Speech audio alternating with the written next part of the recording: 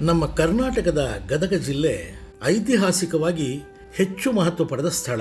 ಇಲ್ಲಿ ತ್ರಿಕುಟೇಶ್ವರ ದೇವಾಲಯವಷ್ಟೇ ಅಲ್ಲದೆ ಕಲ್ಯಾಣಿ ಚಾಲುಕ್ಯರ ಉತ್ಕೃಷ್ಟ ಕಲೆಗಾರಿಕೆಯ ಸರಸ್ವತಿ ದೇಗುಲವೂ ಇದೆ. ತ್ರಿಕುಟೇಶ್ವರ ದೇವಾಲಯವನ್ನು ಇಲ್ಲಿನ ಶಾಸನಗಳಲ್ಲಿ ತ್ರೈಪುರುಷ, ಸ್ವಯಂಭೂ ಈಶ್ವರ, ಸ್ವಯಂಭೂ ತ್ರಿಕುಟೇಶ್ವರ ಎಂದೆಲ್ಲ ಉಲ್ಲೇಖಿಸಿರುವುದಾಗಿ ತಿಳಿದು ಬರುತ್ತದೆ.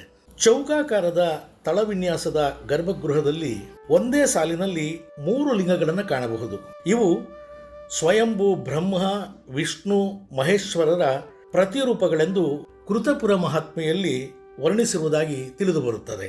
ಉತ್ತರ ಮತ್ತು ದಕ್ಷಿಣ ಬದಿಗಳಲ್ಲಿ ಪ್ರವೇಶ ದ್ವಾರಗಳಿವೆ.